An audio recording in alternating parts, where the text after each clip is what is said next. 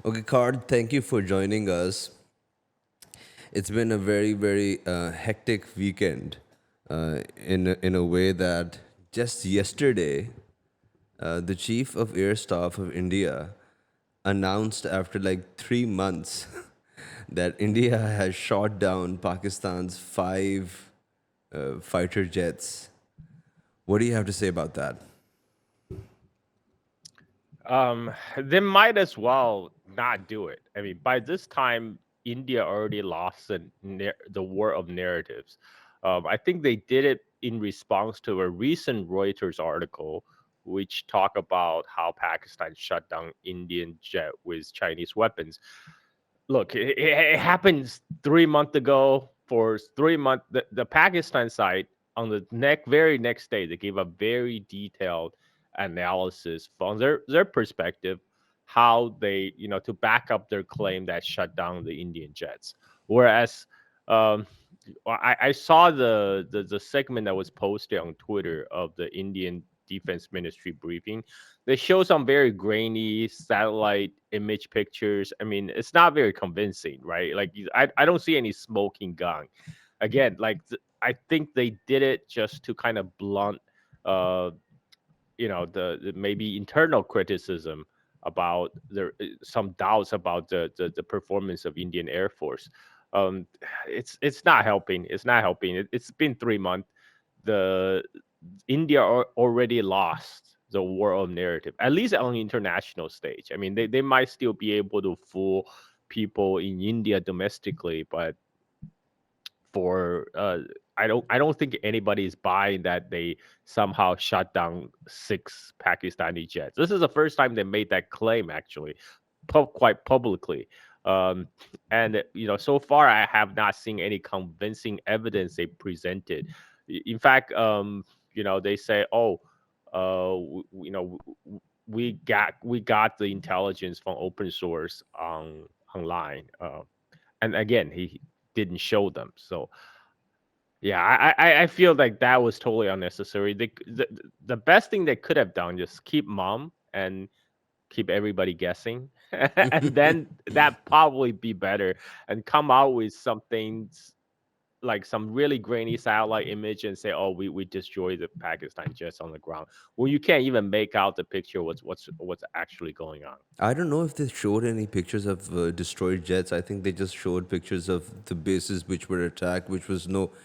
Even Pakistan said that happened, and Exactly. then it also like cements that their jets did nothing. It was they said that it's the S-400s that took out Pakistani jets. That also actually backs the claim of what Pakistani says that the Indian Air Force wasn't able to fly any jets after the night of 6th and 7th. Yeah, I mean, one thing they claim they have destroyed the jets on the ground, but then they saw a damaged building. Most of these advanced fighter jet, they will be stored in hardened bunkers. Those hardened bunkers will be very hard to destroy by the type of ballistic missiles that India have deployed. And again, it's not they have not shown any picture of actually wreckages of destroyed Pakistani jets. So I mean, unless they're gonna show stuff more at this point, I'm very skeptical of their claims. So, as you mentioned, Reuters report claimed that Indians were not privy to the real what do you call it, distance of the PL-15, and they thought the PL-15 goes only till I don't know 110 kilometers, and it actually went way beyond what they thought. So they were claiming that it was an intelligence failure from the Indian side. What do you have to say about that? Well, so I actually went to look on the claims of the capability of the PL-15 missiles, the export version that was exported to Pakistan. What the Chinese label actually said is its effective range is greater than 145 145 kilometers. So they give a minimum. They actually didn't give a maximum range. So the minimum is 145 kilometers.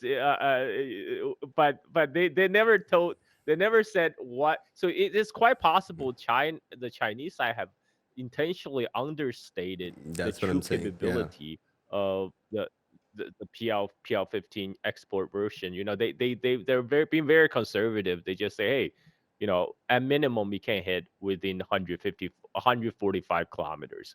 But and he also tells me the Pakistani side, um, they probably they probably know the true range because they must have tested many times themselves. This is why they're able to do this shooting down the Indian jet outside the visual range because they must be pretty sure, that, if they fire those missiles, it's gonna hit. It's within range. So they're also claiming that amongst those five jets that are taken down, most of them are F-16s. Why are they taking a swipe at F-16s? Also, when they say that it was the S-400s which have taken them down, does this have any background? Does this have this India-US trade war going at the back? It's quite possible. This is quite possible because as people, it's well known now. Now, U.S. is really trying to put the squeeze on India in terms of trade. This is over India's continued purchase of Russian oil, and U.S. is really not happy that India refuses to stop purchasing Russian oil. So now they level 25% additional tariff on India. So on top of the 25% tariff they already put on India, now India has 50% tariff on goods exported to United States. I mean, this is a very sore point right now between U.S. and China.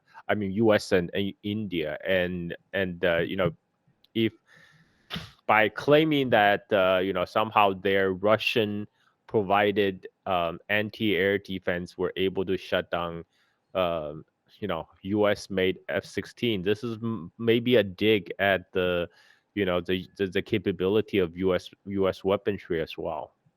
Okay. And then what is the status between India and America in terms of trade? I mean, basically, U.S. is forcing India to choose a side now. U.S. is basically saying you're either with us or against us, right? Has been the U.S. line since George W. Bush days. But U.S. has always cut a lot of slack for India because U.S. wanted to recruit India as part of Quad to contain China, and in that regards, United States has trying to foster India almost as a quasi ally, and I think that kind of misled to a lot of Indian elite who thinks they have more in power and influence in Washington than they actually do, and I think the most recent about phase is more probably due to the personality of Donald Trump. As I mentioned before on your show, Donald Trump, he's the type of person who only respects strength, and he will prey on weakness. And as a result of the Indian Pakistan conflict that took place, um, if a Indian if Indian side have suffered a defeat at the hands of Pakistan, who possess Chinese weapon platform, then what value does India provide as a counterbalance to China? This is how U.S. is going to evaluate India's usefulness as a partner to contain China. If Pakistan can use Chinese weapons to shoot down Indian jets, then apparently India doesn't provide that much value, and this is why Trump is putting the squeeze on India now to do things that U.S. wanted to do, which is cut off its traditional ties with Russia. And I don't think that will work because, like I mentioned, India traditionally have a very friendly ship tie with Russia all the way dates back to the time of Soviet Union, because in the Cold War, India aligned with Soviet Union, whereas the Pakistan's military government was more closely aligned with Washington. And India continued that relationship with the modern nation state of Russia, and India sourced a lot of weapons from Russia. India depends on Russia for both weapons and for oil imports. Um, and there's really no reason for India to give up their Russian oil import, because they're able to get a nice discount. The price is right, and on the U.S. side, they're really not offering any carrots. For Trump, it's all big stick, no carrots. Their carrots is like, we don't tariff you as much. We'll only tariff you 25% instead of 50%. And this is another big thorny issue is Donald Trump wants India to open up their agricultural sector to U.S. farm exports. Now, this is a big no-no for India, because majority of Indian labor force, I think over somewhere around 60%, is employed in agriculture, and they can't afford to have American farm product, which, by the way, is heavily subsidized by the American government, to come into India and put all these uh, tens of millions and maybe even hundreds of millions of people out of work. That's a political suicide for any Indian ruling party, but particularly BJP. So this is why India, in their domestic messaging, they're positioning themselves as tough in negotiation with US. Modi saying, "Oh, we're going to protect our farmers. There's no way we're going to, say yes to American farm products." So this is now we're at a very curious point where Donald Trump's policy toward India is actually driving a soft rapprochement between India and China. So far this year, we've seen Indian National Security Advisor, Defense Minister, Foreign Minister all travel to China in the past few months, and now they just announced Modi is going to attend the I think the Shanghai Cooperation Yeah, Forum. Is yeah. it BRICS? Is it BRICS or Shanghai Shanghai Cooperation is yeah. Organization meeting in, yeah, in China. So this will be the first time in 7 years that Modi is visiting China. I mean, a lot of thing has happened in the last 7 years. Was looking at a public opinion poll in India back in 2015. India is actually one of the few major countries that have relatively okay public perception of China. The negative perception of China in India around 2015 was about 31, 35%, right? And but more recent years, like the I think in 2023, Pew's opinion poll posted at like 67% of Indians have negative view of China, right? This is as a result of the 2020 border clash.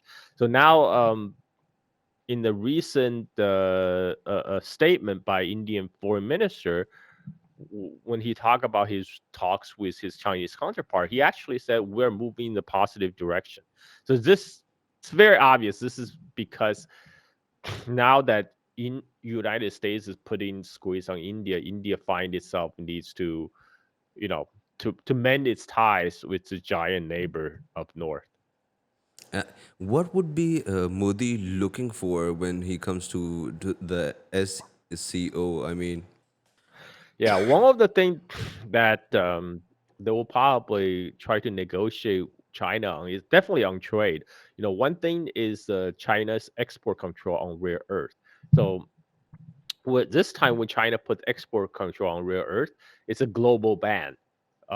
Because one of the reason for that is China was preventing transshipment from a third country to United States. Ultimately, this is targeting United States. So what happened back in 2010 was there was a diplomatic role between China and Japan over disputed territory in East China Sea. And in response, China that for the first time put export control on rare earth export to Japan.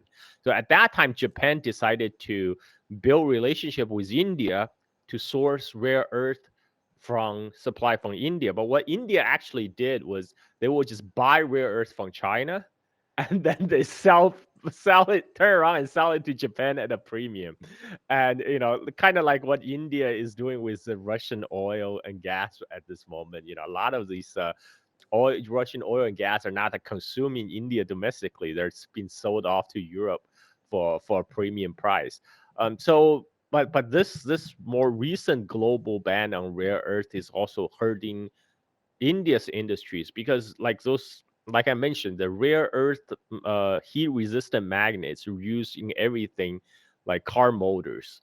You need those because the motor will generate a lot of heat, and the rare earth element, the heat will demagnetize magnets, but the rare earth elements, their property is heat resistant, so they're used to make heat resistant magnets.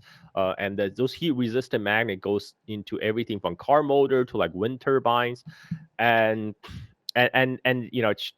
India's industry basically caught a stray. They caught the stray bullets between the trade war between U.S.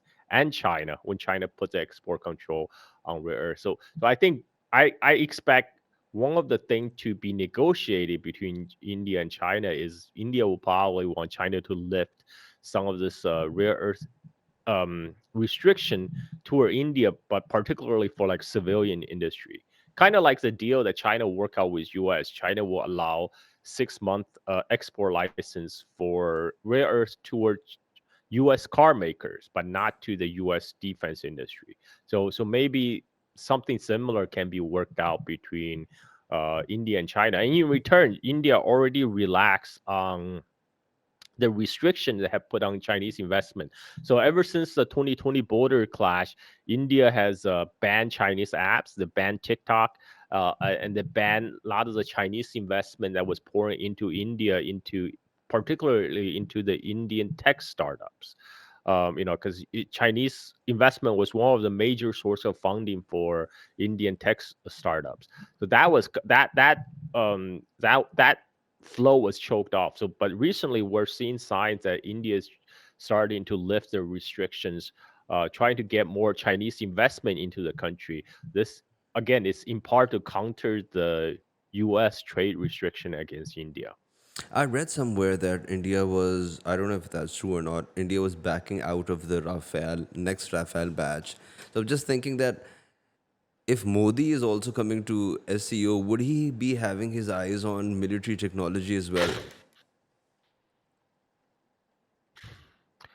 Well, I mean, I don't expect India to buy jets from China. That's for sure. That will not happen. But but but India has rejected buying F-35s. That's what United States want India to do.